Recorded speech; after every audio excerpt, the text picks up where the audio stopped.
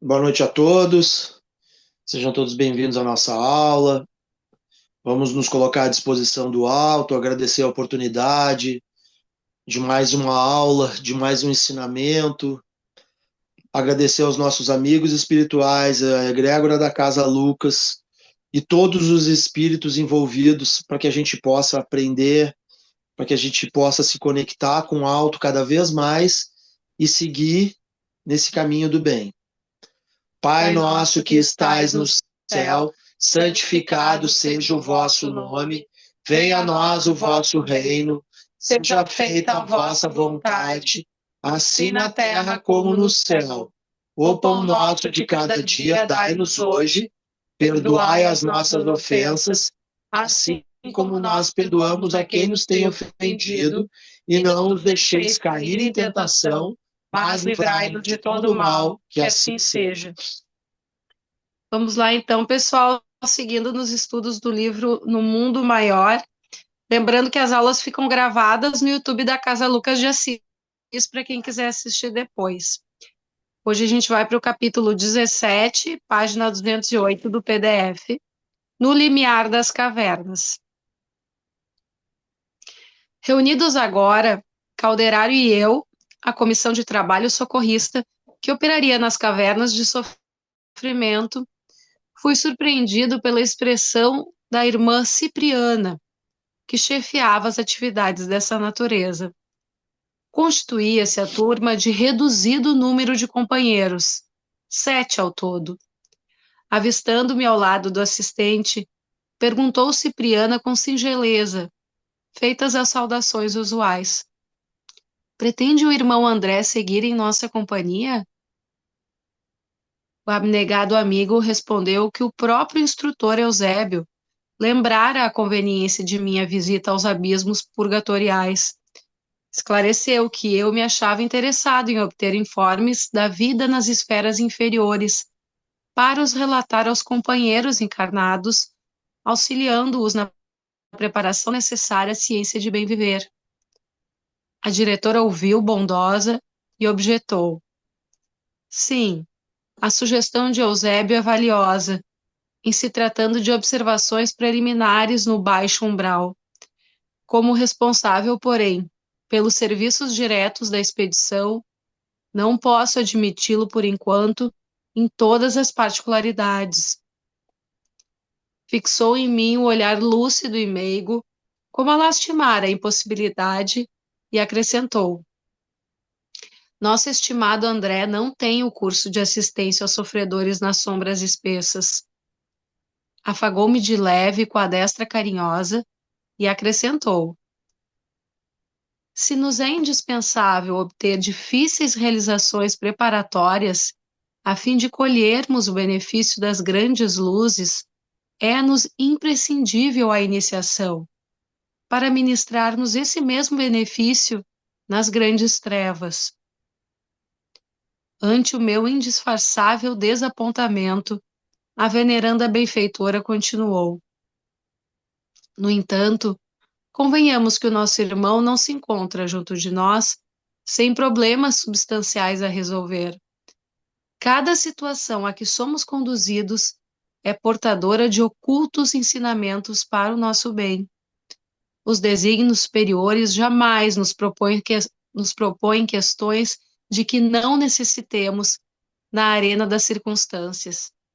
Se Eusébio foi levado a sugerir esta oportunidade, é que André Luiz tem nestes sítios urgente serviço a prestar. Considerando, porém, as responsabilidades que me cabem, não posso autorizar que nos siga em todos os passos.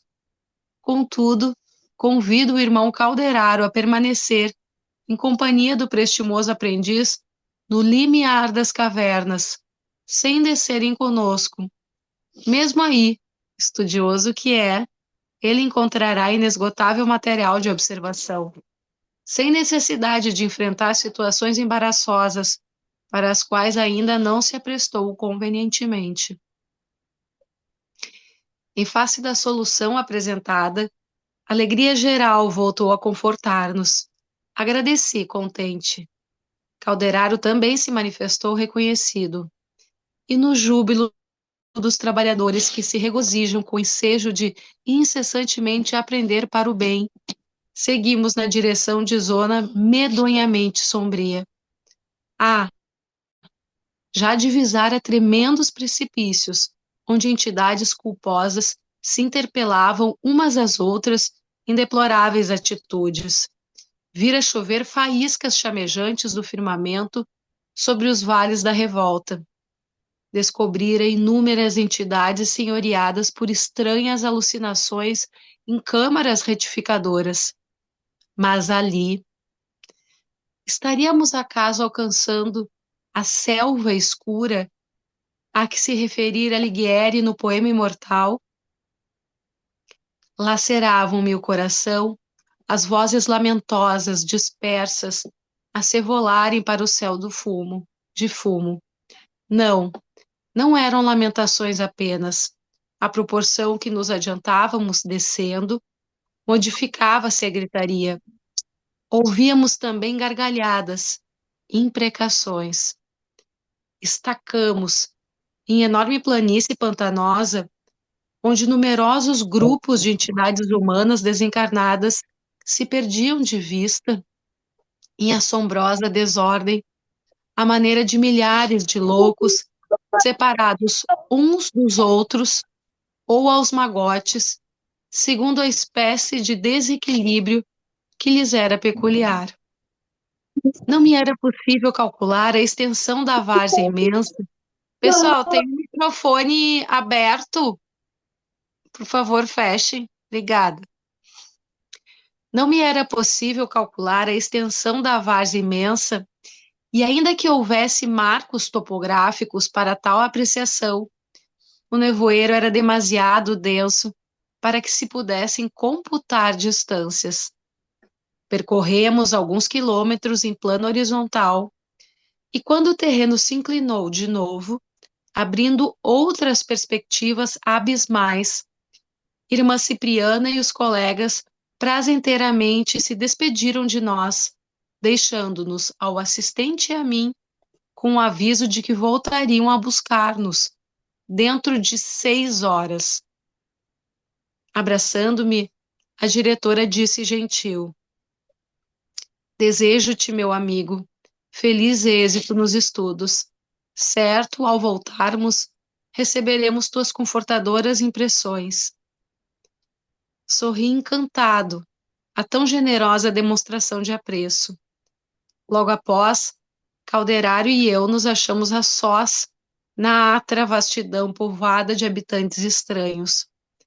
As conversações em torno eram inúmeras e complexas.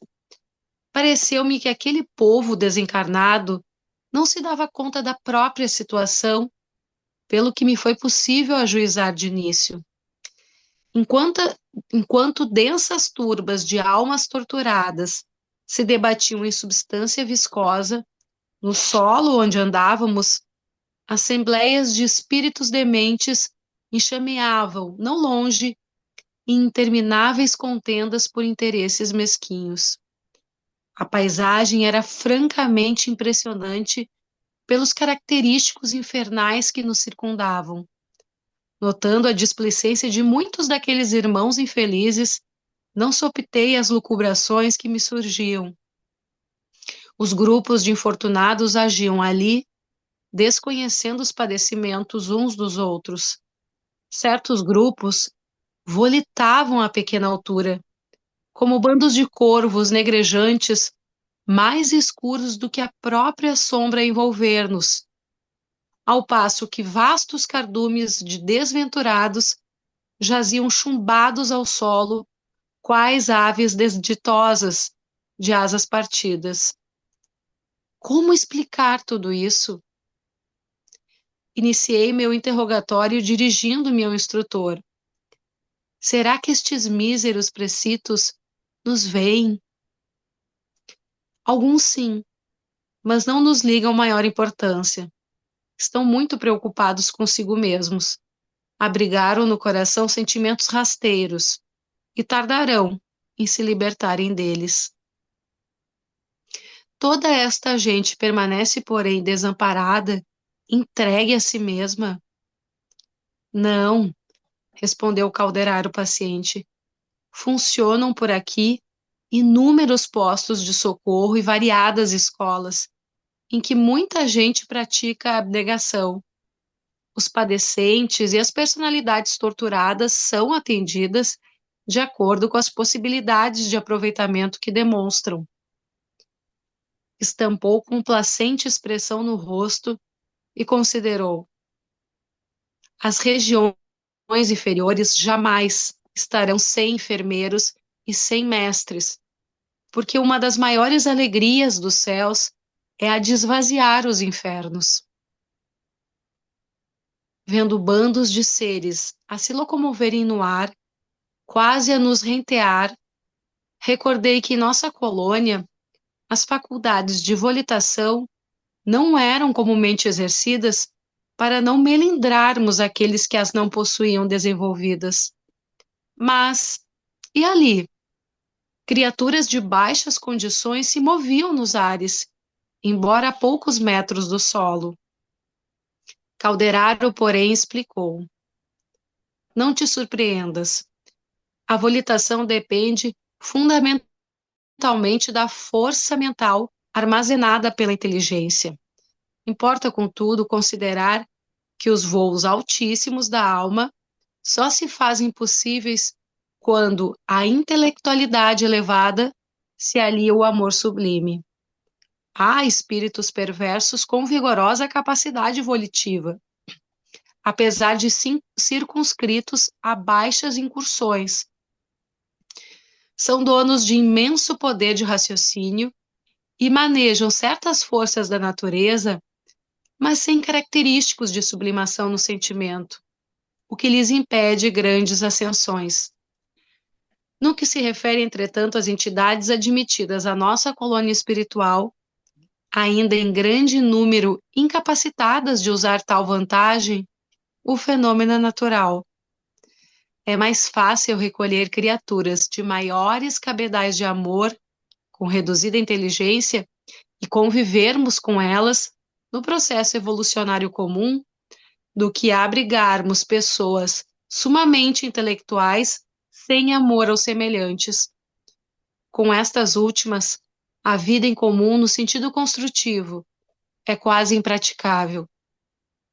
Neste capítulo da volitação, portanto, impende observar os ascendentes naturais, levando em conta com a própria natureza que os corvos voam baixo, procurando detritos, enquanto as andorinhas se libram alto, buscando a primavera. Feito o reparo, perguntei, lembrando-me das injunções terrenas: mas e as necessidades de subsistência? O instrutor não se fez rogado e informou: nada lhes falta quanto às exigências essenciais de socorro e de manutenção, como ocorre num nosocômio da esfera carnal. O assistente fez breve pausa e prosseguiu: referindo-nos ao manicômio, esclareço agora que minha intenção, ao visitar um hospício em tua companhia, foi justamente o de preparar-te para a excursão que ora efetuamos. Temos aqui, nestas assembleias de incompreensão e dor, infindas fileiras de loucos que voluntariamente se arredaram das realidades da vida, fixaram a mente nas zonas mais baixas do ser e, olvidando o sagrado patrimônio da razão, cometeram faltas graves, contraindo pesados débitos. Já viste em nossa organização espiritual de vida coletiva irmãos sofredores convenientemente amparados. Alguns ainda sofrem estranhas perturbações alucinatórias.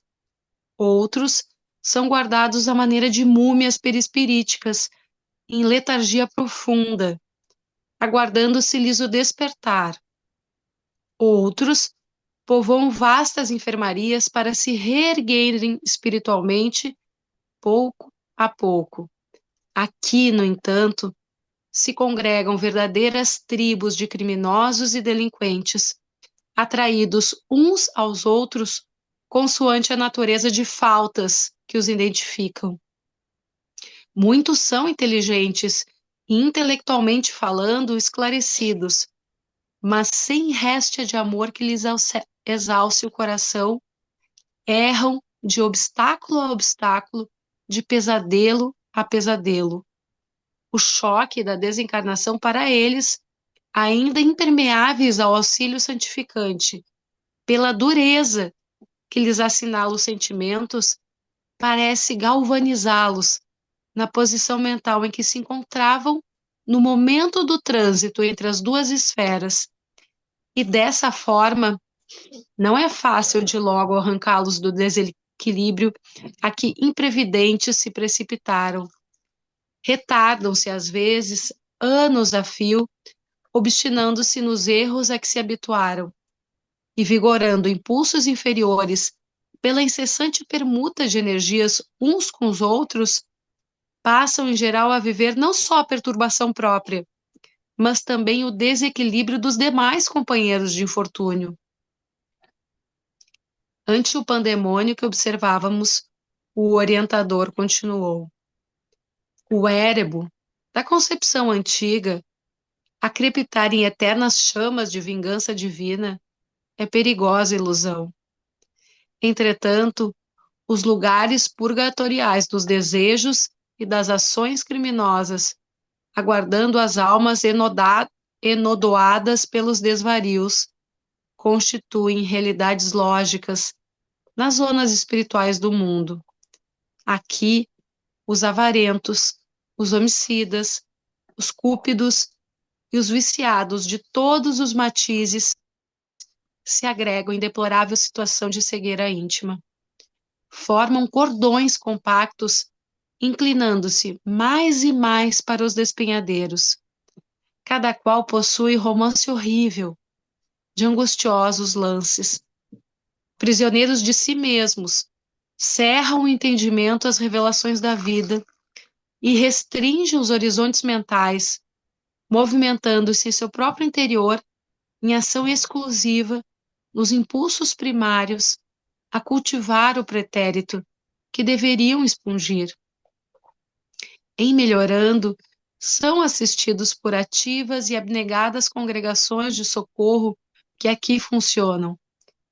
Autoridades mais graduadas de nossa esfera, atendendo a imperativos superiores, improvisam tribunais com funções educativas, cujas sentenças, ressumando amor e sabedoria, culminam sempre em determinações de trabalho regenerador, através da reencarnação na crosta terrestre, ou de tarefas laboriosas no seio da natureza, quando há suficiente compreensão e arrependimento dos interessados que feriram a lei ofendendo a si mesmos. Deste vastíssimo arsenal de alienação da mente, ensombrada de culpas, sai o maior coeficiente das reencarnações dolorosas que povoam os círculos carnais.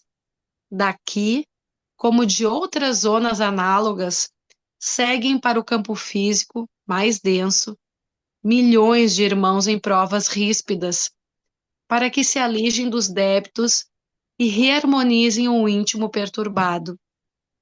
Poucos conseguem valer-se da oportunidade terrena no sentido de restaurar as próprias energias. É sempre fácil fugir ao caminho reto. Muito difícil, porém, o retorno. Nesse instante, aproximou-se de nós enorme e bulhenta colmeia de sofredores. Tratava-se de tenebroso agrupamento de irmãos positivamente loucos. Falavam a esmo, comentando homicídios. Rememoravam com palavras cruéis cenas indescritíveis de dor e de perversidade. Nenhum deles atinou com a nossa presença. Calderaro, muito sereno, conhecendo minha curiosidade inveterada, informou: estes infelizes permanecem jungidos uns aos outros em obediência a afinidades quase perfeitas, e são contidos apenas pelas leis vibratórias que os regem. Se quiseres, porém, entrar em relação com a história de alguns deles, sonda a mente individual do tipo que te requer a maior atenção, aproveitando o momento em que lhes amainara a rixa, aproximei-me de infortunado irmão que impressionava pela face esmacilenta.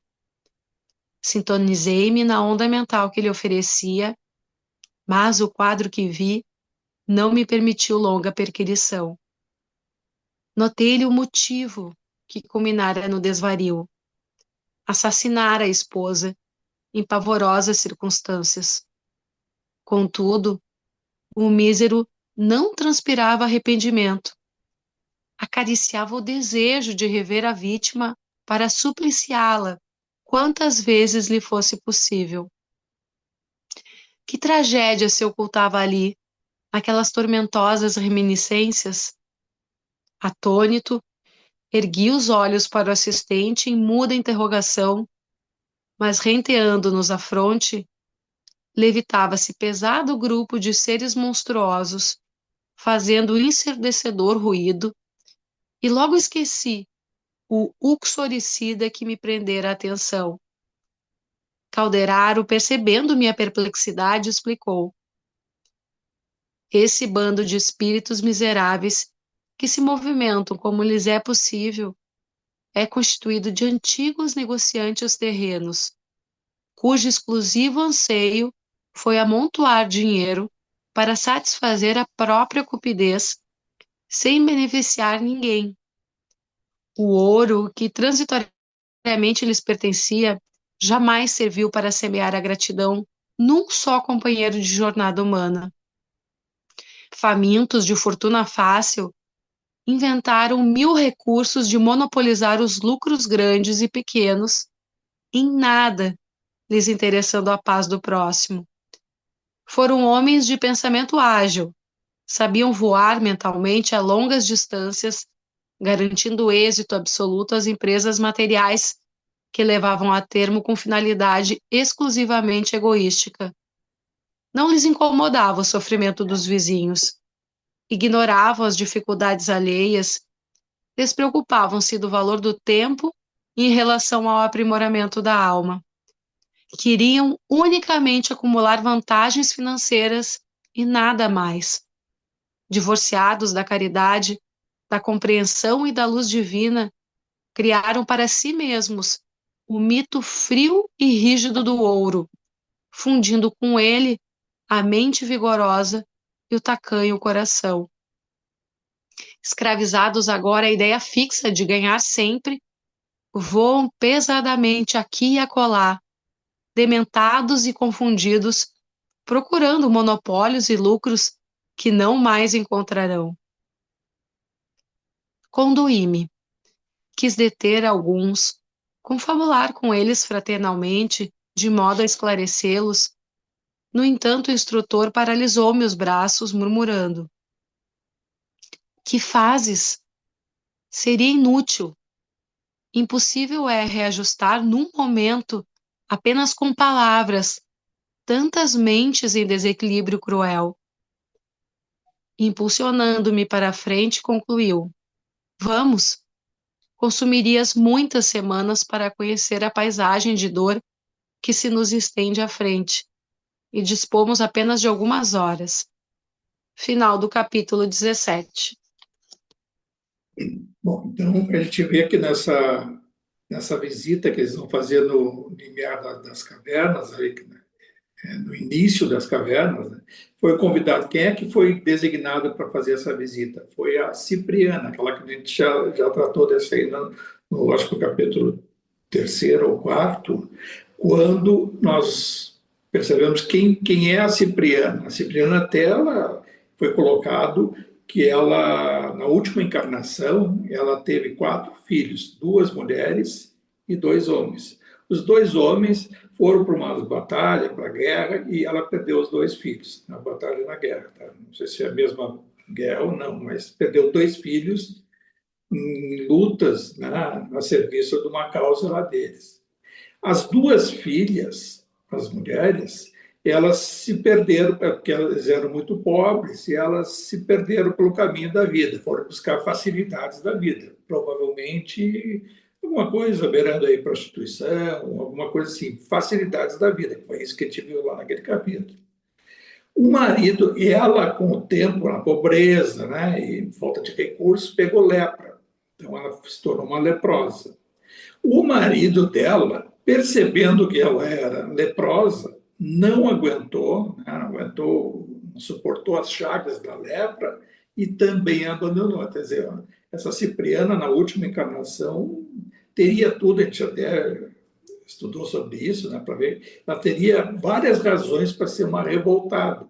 E não, ela, com a resignação dela no mundo espiritual e o próprio mundo espiritual superior, percebendo toda essa luta que ela teve, claro que ela tinha um processo dela evolutivo, e essa carga kármica da última encarnação deve ter sido, foi consequência de outras experiências. Mas a resignação, diante da grande dificuldade que ela enfrentou, foi fundamental para que ela fosse uma referência nas áreas do socorrismo. Tanto é que naquele capítulo que ela estudou da Cipriana, ela foi designada exatamente para ajudar uma enferma lá que estava enfrentando o problema também do abandono, o problema com os filhos, com a pobreza, uma situação semelhante à dela. Isso também foi uma referência. E a gente até, na parte final desse livro, a gente vai ver mais um pouco até da Cipriana, mas nessa tarefa que ela teve, ajudada, acompanhada por 7 espíritos, iam até as cavernas, nas profundezas das cavernas, lá na região dos abismos, né? Na treva, seria a treva inferior, uma região muito dolorosa. E o André Luiz e o Calderaro iam acompanhando. E aí ela teve que ser sincera com o André Luiz e disse, não, tu não tem ainda preparo, tu não tem estudo suficiente para enfrentar essa situação onde nós vamos assim, vivenciar a situação dolorosa, uma energia impregnada de energias deletérias profundas que vai ter efeito, e o preparo mental é fundamental, coisa que o André até então não tinha. Ele vai ter isso na próxima obra que nós vamos estudar no livro Libertação. Então, o livro Libertação também passa a ser uma nova fase do André Luiz, que aí ele, nesse intervalo, com esse livro aqui, que é uma descrição, né, mediúnica de uma fase do André Luiz antes do Libertação, tanto é que é o livro anterior. Nesse meio tempo teve lá um livro muito importante, que é o da Conduta Cristã, né, que até o André Luiz fala nesse livro que nós vamos comentar semana que vem, que para ele foi o mais importante, mas é de mensagens crísticas, né, que se assemelha muito aos livros do irmão José. Mas ele diz que, sob o ponto de vista doutrinário da espiritualidade, esse é o mais importante para ele. Então, são parentes. Então, o livro Libertação já vai ter o preparo do André Luiz para realizar, tanto é que ele vai até a Cidade Estranha, uma obra muito importante que nós vamos estudar, que dá exatamente a vida trevosa, né? Abissal, trevosa, onde nós temos ligações, nós não viemos de cima. Nós temos um passado que nos liga muito a essas regiões, a essas situações.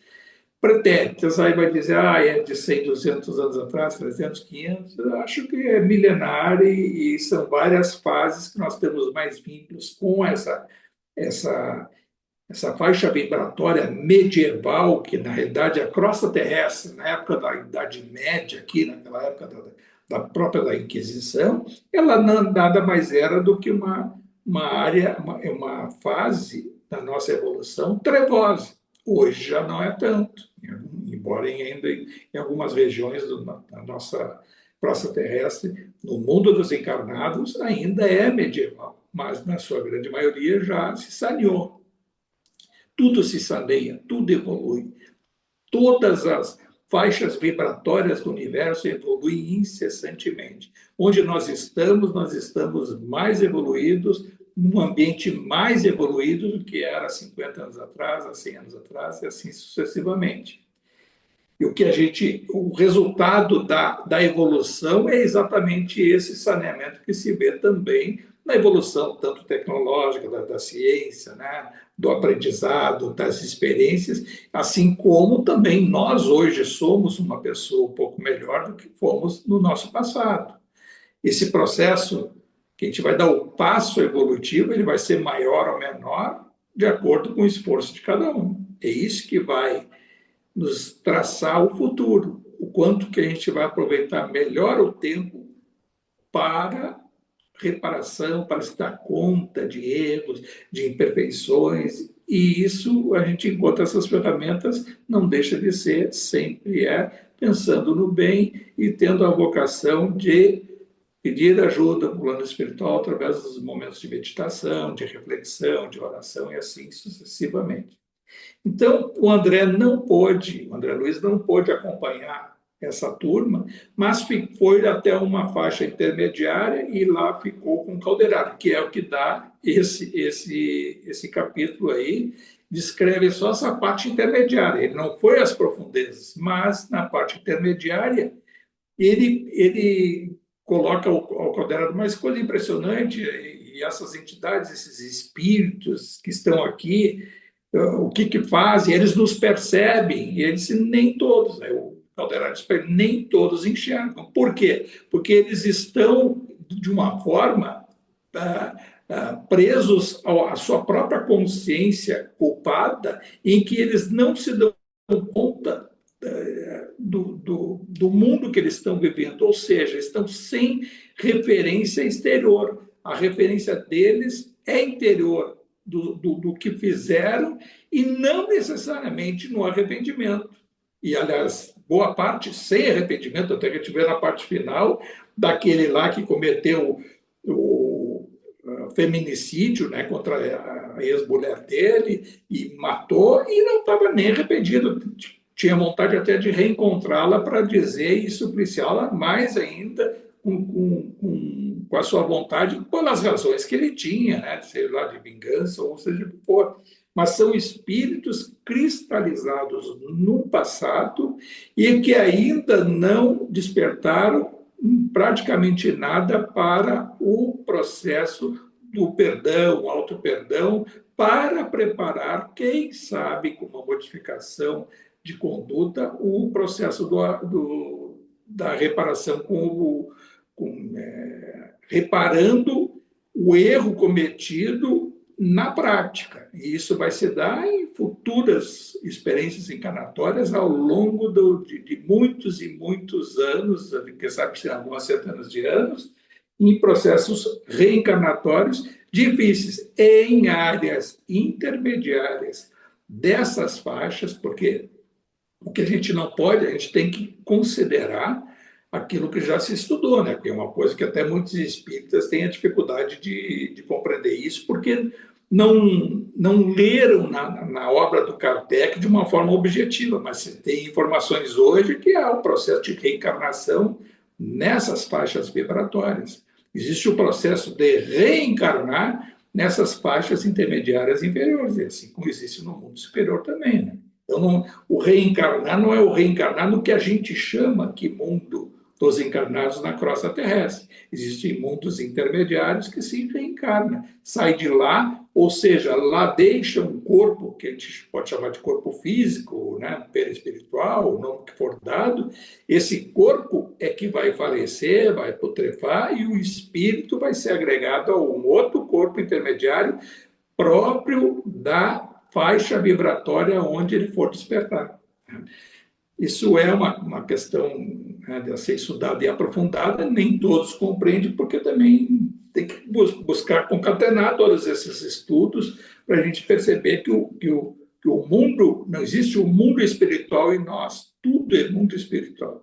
Aqui na crosta terrestre nós estamos no mundo espiritual. Nosso ponto de referência que a gente chama mundo dos encarnados, podia chamar o que for, outro mundo. O mundo aí da crosta nebulosa superior da Terra, que tem a inferior, tem a superior, os duplos.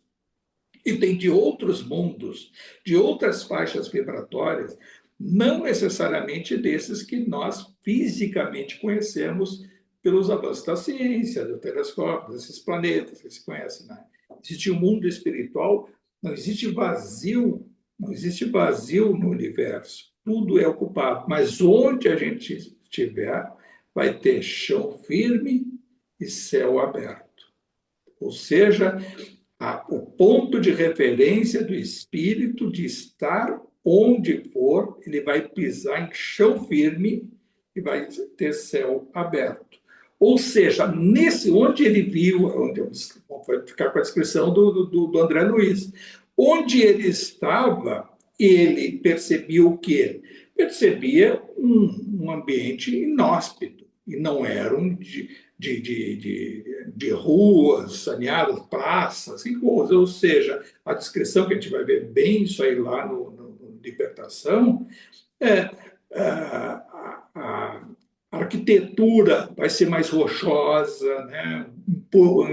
Uma poeira, não vai ter nada asfaltadinho, bonitinho, é poeira mesmo, rochas, cavernas, fala em caverna, são cavernas que entram e dali saem pessoas, espíritos, né? Pessoas caminhando e circundando, indo e voltando. Em geral, essas faixas vibratórias lá de baixo, se percebe muito os espíritos caminhando em círculos, ou seja, é igual como o seu campo mental.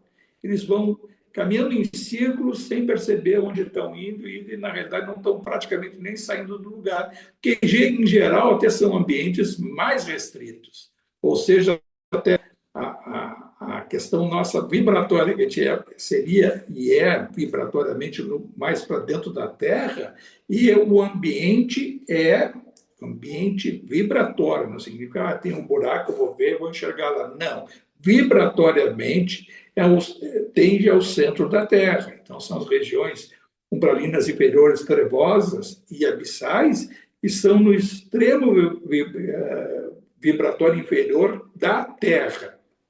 E nesses ambientes existem cidades, existem aglomerados, e aí, como é referido ali, que eu ia perguntar, mas eles têm aqui a subsistência, tem o auxílio? Tem, existem escolas de socorro, ambiente, existe lá, tem consumo, é dada também algumas facilidades, o mundo da luz, ele dá condições para que esses ambientes também sejam abastecidos, não que vai alguém lá entregar, eles facilitam pela energia o que for necessário para que eles se mantenham e tenham ali o período necessário para despertar a consciência, porque o que olha a frase, até aqui no texto, uma frase muito bonita, uma das maiores alegrias dos céus é esvaziar os infernos, né? Que é dito aqui para o André Luiz, ouve essa frase, uma das maiores alegrias dos céus é esvaziar os infernos. Coisa bonita essa, né? O mundo da luz, ele torce muito para que o espírito impregnado dessas energias densas, voltadas ao seu próprio ódio, à sua raiva incontida de vingança, né? Ele torce para que tenhamos um lapso de percepção e que a gente possa sair dessa. E aí, ao sair dessa, esses espíritos socorristas vão alcançá-los em auxílio. Enquanto isso, eles têm que se alimentar, eles recebem determinadas situações necessárias, tem roupas, tem tecidos, não é coisa bonita, é coisa de maltrapilho mesmo, mas as condições são dadas. E se a gente fizer um paralelo sobre isso, quem leu a obra do Francisco de Assis, lembra lá do Francisco de Assis, que foi o João Evangelista, e na época, na primeira parte do livro, que fala da vida do João Evangelista, e que lá no Apocalipse, quando o João Evangelista estava já lá em Patmos, né, ele teve uma encarnação, foi o mais longevo quer dizer, o mais novo quando estava com Jesus na cruz, né, era um adolescente de 16, 17 anos, com que depois, eis aí teu filho, mãe, Maria, e tal, que ele vai conviver depois com Maria, e ele com 94, 96 anos que ele desencarnou. E ele, lá na ilha de Patmos, é que ele recebeu o Apocalipse, que é o que está, quem estudar lá na Bíblia, está lá no Evangelho de João, o Apocalipse. E lá, a gente tem nesse livro, relata aquilo ali, que na época de Jesus, o mundo da luz teve que preparar a terra, e não foi só uma vez, tentaram uma vez, 50 anos antes da vinda dele, que foi lá, a gente sabe que foi lá nas Gálias, né? E aí, inclusive, estava o Kardec lá, o sacerdote, os druidas, né? E entre eles o Allan Kardec e outros, que Jesus viria lá naquela região. E o mundo das trevas inspirou Júlio César a invadir as Gálias e deu aquela coisa, exterminou todos os druidas, daqueles os que estavam preparados para a vinda de Jesus, que Jesus vinha naquela região.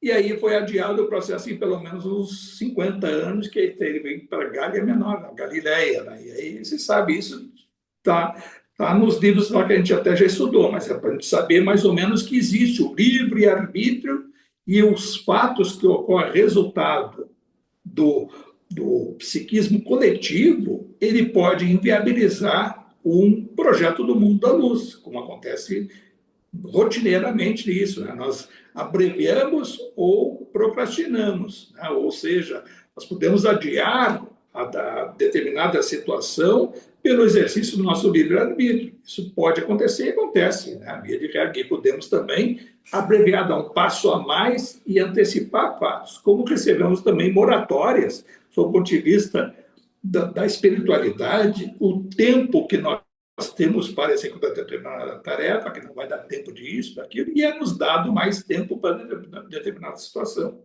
Mas o João, o evangelista, relata que o mundo da luz sabia que o psiquismo coletivo da Terra estava impregnado de energias tão densas, em nome das trevas, os espíritos trevosos, que iriam impedir a vinda de Jesus.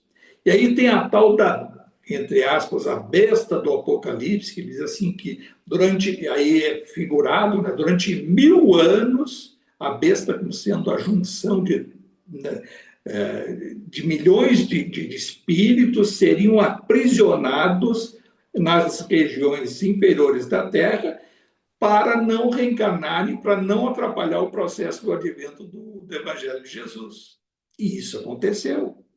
E o que fez, aí eu quero dizer, da assistência? O mundo da luz deu em regiões trevosas inferiores todas as condições materiais para que esses espíritos lá permanecessem sem ter a necessidade e a curiosidade de querer se alçar ao mundo dos encarnados, e se manteve lá, e aí eles criaram alguns subterfúgios, né, do ponto de vista, né, da assistência, com fraternidade, com tudo, para que esses espíritos ficassem abrigados nas regiões inferiores da Terra.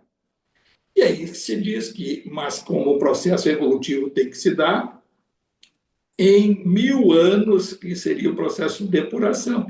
Dizem que o último grande líder dessa época foi o Hitler, Adolf Hitler, né, que foi libertado já no final do século passado, retrasado, e que ali ele seguiu o seu projeto que acabou tudo, mas já era melhor do que era lá atrás.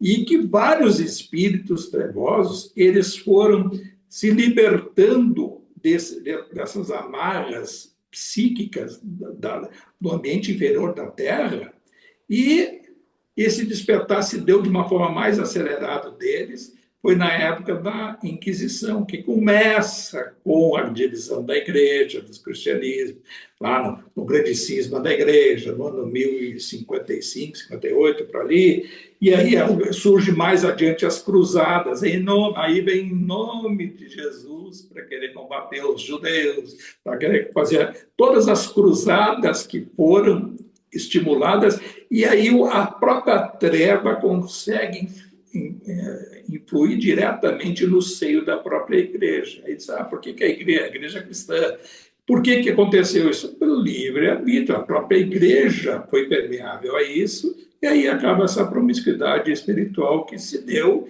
e vários papas daquela época que foram esses líderes lá das regiões inferiores da Terra. Ah, mas como é que o mundo da luz permitiu, teve que intervir de uma forma um pouquinho mais direta para permitir que Jesus viesse e prosperasse. Por exemplo, Jesus veio com a sua proposta, o Evangelho, teve lá os apóstolos, mas devemos a um apóstolo que não conviveu com ele direto, conheceu depois de perseguir os seus seguidores, que foi o Saulo de Tarso, que depois se converte ao caminho de Damasco, quando vai lá, ia perseguir o Ananias, e o Ananias restitui, ele fica cego, porque ao meio-dia acaba tendo uma hecatombe durante os seus perseguidores. É a história aquela do Paulo e Estevão, né? Então, o Saulo, que se torna depois Paulo, que foi o rabino que levou o evangelho além das fronteiras de Jerusalém. Devemos ao Paulo de Tarso o evangelho de Jesus ter vindo para o Ocidente, como nós conhecemos hoje, que conseguiu levar em toda a sua caminhada e assistência que deu através das suas cartas, e assim sucessivamente tudo que a gente já deu uma estudada aí. E então, por isso que eu digo, concatenar essas coisas, juntar esses estudos e ter essa percepção. E é esse mesmo abismo, é essa mesma treva que também estava atuante naquela época, como está até hoje, mas cada vez mais saneado. O abismo de hoje não é mais o abismo de 100 anos atrás, ele já está um pouco mais saneado, né? O abismo da vibração da crosta inferior da Terra. Estou dizendo o abismo daqui. Esse abismo já é um outro abismo do que era 100, 200 anos atrás. Interessante todas essas coisas, porque se juntam essas leituras que se faz e para perceber um pouquinho mais essa questão da referência. Né? A semana passada que a gente estudou sobre aquela questão da visita que eles fazem no hospital de doentes mentais, né, os doentes mentais, aqueles encarnados lá, que eles descreveram, que aqueles que estavam fora da realidade, voltando, eu quero falar com o imperador, porque eu mereço isso, mereço aquilo, aí o outro enlouquecido, dizendo, parado no tempo. Nada mais são do que boa parte destes encarnados que saem dessa região que o próprio Calderaro diz assim, alguns que estão fora de si, mas também já um processo de aceitação, de autoaceitação, de mudança, acabam até compulsoriamente recebendo uma oportunidade de reencarnar, para ter a primeira possibilidade ali para sair daquele ambiente lá embaixo. Então já é um avanço. E quando então são acolhidos, né, com amor e são preparada a família, aí o processo de recuperação é bem maior, né? Encurta muito esse tempo, e na sequência também vai ser amparado no mundo espiritual, já não numa região dessa, mas numa área de recuperação também, já com o propósito de futuras reencarnações. Esse é o processo que ele é natural e se dá sempre dessa forma. Eu vejo assim que duas questões até que fica nesse texto ali, quando ela fala do Alighieri, né? Dante Alighieri. Quem foi o Dante Alighieri? O poeta, na verdade, um escritor, né, florentino lá, que é o Dante Alighieri, que escreveu a Divina Comédia. Foi graças a essa obra que a própria igreja também naquela época, lá da Idade Média, passou a descrever o que era o céu e o inferno. E aí vem o céu, os infernos, né? Aquelas faixas vibratórias, nada mais são do que essas faixas também inferiores. E a igreja adotou esses conceitos, porque o Dante Alighieri escreveu essa obra, a Divina Comédia, foi também para o desdobramento espiritual, sem ele dizer isso, se dissesse naquela época, e nem tinha percepção clara disso, mas ele adormecia acordava às vezes às 5 da manhã, um pouco antes, e tinha, parece que ele escrever, abria suas ideias. Então ele escrevia coisas que ele estava vendo, percebendo, e aí era a obra dele. Aí não era mediúnico. Se fosse mediúnico naquela época, ia para a fogueira. E Assim. o sucesso foi tão grande da obra que a própria igreja absorveu. Alguém perguntou? Eu. Falou. Me veio uma dúvida agora. Qual é a diferença entre o desencarne no mundo espiritual, que tu falou aí, né? As pessoas desencarnam, seja em que faixa vibratória esteja. Desencarna, deixa aquele corpo ali, vai para outro lugar e tal. Qual é a diferença desse tipo de desencarne e de mudança de faixa vibratória, tipo Odilon, ele saiu dali e foi para outra. Algum outro saiu daquela região, foi para outra. Ele não desencarnou, ele foi como Odilon, ele foi como outro. Qual é a diferença dessas duas? O Odilon desencarnou assim, ele perdeu o corpo que para nós chamamos de corpo espiritual. Aquele Hum. corpo foi cremado, foi incinerado. Né? Tá, mas Então, existem outros que não desencarnam, eles simplesmente dizem, não, agora eu estou indo para outra faixa. não, ele vai passar pelo processo, Todos por eles. processo todos, todo, não existe estralar de dedos e desaparecer o corpo. Não Né? tem mudar de cidade. Não, existe inclusive cemitérios lá do outro lado. Não, tudo isso eu entendi, só que agora me veio uma dúvida, porque existem livros que a gente lê que não são claros, que a pessoa E vai de um lugar para o outro. Então eu imaginava que é assim, fez as é, malinhas e foi morar em é, outra cidade e continuou sendo o mesmo. é Não. até interessante essa tua colocação, porque aí fica assim, às vezes não tem um gap no meio, fica assim, como se deu isso? Aí as obras não relatam porque nem todos os médios estão preparados para receber a informação, nem todo o espírito tem até às vezes autorização, ou ele é ligado àquele médium que é ligado a uma comunidade de estudos espíritas ou espiritualistas, que a questão não é bem clara e aí eles passam meio que direto. Essas obras do Inácio, por que a gente tem informações mais do Inácio? Porque ele entre uma coisa e outra, nós vamos ver a semana que vem, nós vamos estudar aquele livro ali, ele entre uma coisa e outra, ele diz, deixa eu perguntar tal coisa. Como é que se deu tal fenômeno? Como pode isso ter acontecido? Ele faz a pergunta, recebe a resposta, e até o Clarence lá o André Luiz mesmo, diz para ele, não, é legítimo essa tua dúvida, é importante, sabemos que tu passa essas coisas lá para o mundo dos encarnados, e essas informações são fundamentais. Não vou encontrar objetivamente isso nas obras do Kardec. Por quê? Porque nem tudo poderia ser dito naquela época, naquela fase. Tá, Agora, deixa eu piorar minha pergunta. Então, o Odilon desencarnou, foi cremado, ele virou outra identidade. não, ele desencarnou ali, ficou naquela cama, ficou aquele corpo dele, já estava até bem, ele já estava diáfano, assim, o Sim. próprio corpo já estava assim, bem, a descrição que dava era tão magrinho, tão sequinho, e aí Sim, foi. é um desencarne mais suave, é O O corpo espírito dele dele, estava sutilizado, né? O corpo dele sutil, estava sutilizado. sim, sutil. mas o espírito, como sai, acompanha qualquer um que está desencarnando, vai sair, a gente não está enxergando, e lá também não estava enxergando. Ele foi resgatado e aí foi recolhido lá numa faixa que aí foi o irmão José que orientou tudo isso e tal. E ele onde estava, ele estava nascendo de acordo com aquele processo. Se sabe que o processo do outro lado, outro mais superior, em menor tempo possível, o processo nem sempre, eu acho que o dele até foi, mas nem sempre é pelo processo da gestação. Por isso que até Tá, mas aí então ele deixa de ser Odilon. Ele assume teoricamente, uma outra identidade, então ele não volta mais para visitar o Inácio como Odilon.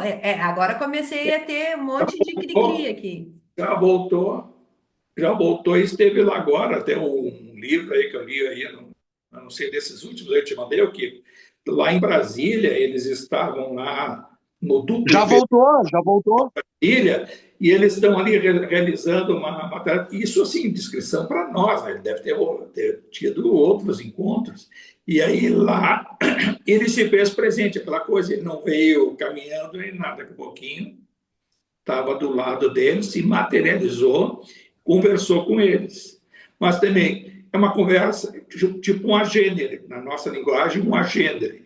Se materializou, conversou com o Inácio nessa região, falou com a Modesta, falou lá com quem estava ali envolvido, a Manuel Roberto, não sei se estava. E aí, ali ele saiu, virou as costas, assim como o Chico Xavier, quando faz visitas lá ao Inácio, já vi 3 ou 4 visitas dele lá, e aí ele pediu na saída assim, ninguém me acompanha agora, tá, obrigado e tá, estamos aí, o ninguém me acompanha.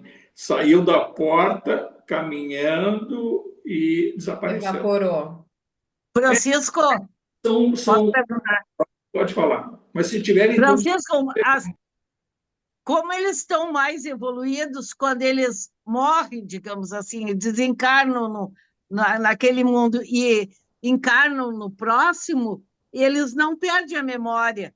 Eles continuam sendo a mesma identidade, digamos assim. É a referência que eu estava falando. O Odilon, lá onde ele está numa história superior. Talvez lá seja outra referência dele, ou retomou o nome dele da época da Grécia, porque o Odilon ele é um capelino, né? Então, de outras. E ele, lá na referência, quando aparece para o Inácio, apareceu o Odilon. Se para nós aqui fosse se materializar um familiar nosso aqui, minha mãe, minha avó, coisa, vai ser a minha avó, a minha mãe. Não vai ser lá no mundo espiritual se retomou uma outra personalidade. O mais importante é o nível mental da comunidade. Ou seja, eles assumem os papéis que interessa assumir naquele momento. A forma, por exemplo, que o Emmanuel, a gente sabe do Emmanuel, quando as encarnações que ele teve, ele foi o senador Públio Lentulus, foi uma série de outros personagens, foi padre, na última Manuel da Nóbrega, padre Amaro, antes de encarnar, de assistir o Chico Xavier, né? Porque até o Chico Xavier, quando começou a tarefa dele mediúnica, o Amaro, que era o Emmanuel, estava encarnado ainda. Em 1927 que ele desencarnou e passou depois a acompanhar. Ele se preparou no Brasil, encarnado como padre, para preparar melhor o contato dele com o brasileiro, com o português, inclusive, para se comunicar com o Chico Xavier, e levou toda a trajetória dele. Agora está encarnado de novo, não importa onde e como. Mas ele, no mundo espiritual, aqueles que visualizavam, ele, em geral, estava com as vestes do Senado romano, senador Públio Lentulus. Então, tem isso, tem personalidade, tanto é que também do sexo, aquela investidura que teve uma encarnação, homem e mulher. É difícil de acontecer, homem e mulher toda intercalando. Não, vai ter uma que vai ser preponderante, né? Porque isso mexe com o campo mental, mexe com a forma, mexe com uma série de situações, e quando vem com a outra vestimenta corporal, ou seja, o sexo oposto, né? que está encarnado, ele não necessariamente vai vir, quando for em desdobramento visto no mundo espiritual, com a personalidade daquela menina ou daquele menino, daquele homem, daquela mulher. Isso, nós, por exemplo, se nós formos abrir o nosso 10 encarnações para trás, não há nem dúvida que tem mulher, tem homem. O que preponderou? Preponderou o histórico do espírito. Mas o que foi importante em tal coisa? Em determinada situação, sim. Aí, se for aí é que está a chave disso aí. Se for em desdobramento do espírito, onde ele estiver, o espírito dorme onde ele estiver também. Todos esses locais que a gente está vendo aí, nas trevas, abismo, umbral, as regiões superiores, ele, em todos os lugares, ele descansa. Mais tempo ou menos tempo. Maior necessidade de repor energias, menor necessidade. Quando ele descansa, ele se desdobra. Ele afrouxa o seu corpo que está lá, o corpo espiritual, e essa é uma das questões que até do Inácio, que ele se desdobra lá do outro lado, e vai ter um encontro com um espírito que depois, fiquei sabendo agora, seguindo a leitura, o espírito de si, que aí até ele está mais ou menos, até onde eu li ali, se apaixonou por esse espírito, ligação com ele de 2000 anos atrás, e assim vai. E ele diz, sempre fui solitário e fui reencontrar a alma gêmea aqui do outro lado que é superior. Ela desdobrada e ele desdobrado, foram ter um encontro. Encontro que ele, no nosso lar, ele dorme e vai se encontrar com esse espírito. Imagina só, ele dorme, o corpo espiritual dele lá e tal. Assim como no hospital, que eu contei que ele saiu do corpo dormindo lá no mundo espiritual e o seu corpo mental foi se encontrar com um espírito superior. Isso também nós vivenciamos. Assim como o outro dado desse texto que está ali, a volitação. Prestar atenção ali.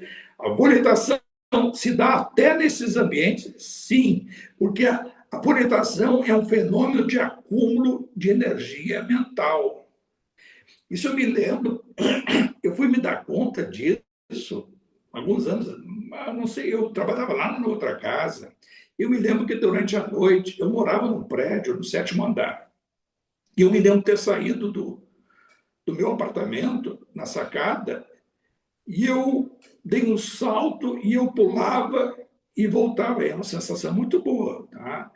E eu pulava e enxergava a minha casa de fora, pelo lado de fora, pulando do prédio. E eu contei lá naquela época, né, para o doutor Ivan, que já faleceu há muitos anos, e ele disse, eu vou orientar-se e tal, mas que interessante, disse, mas a sensação é muito boa, e ficou aí. Tempos depois, também sonhando, eu me lembro que eu me esforçava, e eu estava com algumas pessoas, e eu, vamos volitar. E aí o volitar é aqui, assim, nessas regiões, não do bairro, eu digo, eu me lembro onde é que eu estava, e eu ia por cima das estradas, e vendo, e eu não conseguia ir muito longe, mas eu me concentrava e ia como se estivesse planando. Isso era volitar. Eu fiquei, mas volitar é coisa para, né, para espírito superior, no mundo espiritual. Está aí, ó. Esse livro, depois, quando eu li, me lembro, acúmulo de energia mental. Por que hoje, nós encarnados, nós não volitamos? Porque nós não temos a energia mental acumulada a ponto de tornar o nosso peso, o que significa? É a massa vezes a gravidade, para neutralizar a força da gravidade para a gente sair do chão. Alguns existem espíritos que têm até conseguem fazer isso, alguns até elevados fazem isso, o Chico Xavier até podia fazer isso, mas jamais fez para o espetáculo circense, de sair do corpo, ir lá e tal. O Daniel Holmes, que na época do Kardec, que naquela época tinha muito fenômeno mediúnico no mundo, naquela época lá, acho que na Inglaterra foi isso, ele saía da janela dele, isso corpo encarnado, homem, né? Daniel Holmes, ele saía da janela dele e ia entrando na outra janela do prédio do lado. E isso foi fotografado, né, naquela época e tal, e era um fenômeno. E aí passou a ser convidado para fazer, aí não conseguia fazer no palco, espetáculo circense da mediunidade.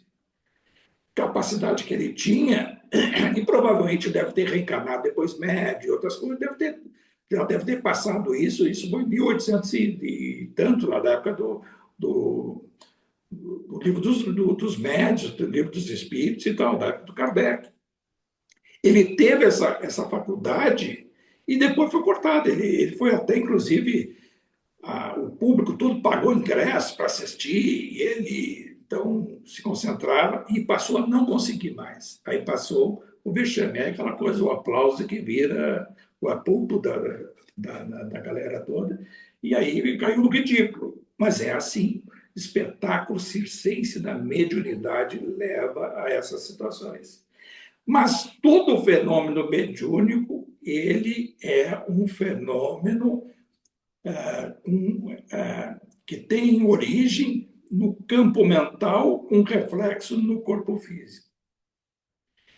A faculdade deve ser usada com elevação, com bons propósitos. A mediunidade ela é inerente à civilização humana. Os xamãs tinham mediunidade, os índios têm mediunidade, muitos ao longo dos tempos sempre tiveram mediunidade. Todos nós temos. O uso equivocado da mediunidade é que leva ao desastre. Né? E se sabe aí quantos exemplos a gente tem nas aulas de Essidor, nos capítulos para trás aí, de quantos que, fruto da sua mediunidade mal utilizada, leva à penalização, muitas vezes, que o espírito vai ter que se levantar depois e leva um bom tempo para isso. Né? Muito interessante todas essas situações. Então, a semana que vem, em vez de fazer da sequência aqui, eu vou então comentar, vou terminar aquele livro ali, esse último, do Inácio. Flávio, eu vou te dar um nome, eu vou te mandar a capa, uma foto da capa, tu bota lá que vai ser sobre isso e tal, e a gente já, desde o começo, a gente trata desse livro à luz do que já se estudou. E aí, claro, quem tiver dúvida pode fazer a pergunta à vontade, a gente vai ter uma hora só para isso. Tá bom, pessoal? Tá bom. Mais alguma questão?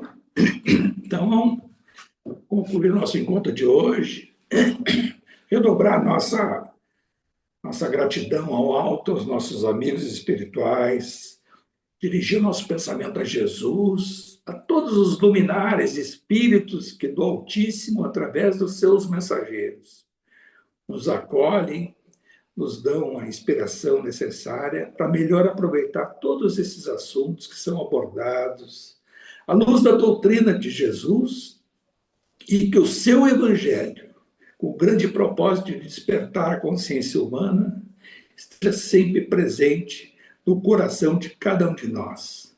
Que através do coração é que nós vamos despertar o sentimento fraterno, de procurar ser uma pessoa melhor. E sendo uma pessoa melhor, poder compartilhar com todos aqueles que se agregam no nosso dia a dia, nas nossas convivências, sejam afetivas, sejam profissionais, na relação social e assim por diante. Pai nosso que estás nos céus, santificado seja o vosso nome. Venha a nós o vosso reino. Seja feita a vossa vontade, assim na terra como no céu. O pão nosso de cada dia que nos dai hoje. Perdoai as nossas ofensas, assim como nós perdoamos a quem nos tem ofendido. E não nos deixeis cair em tentação. E livrai-nos de todo mal, Senhor. E que assim seja.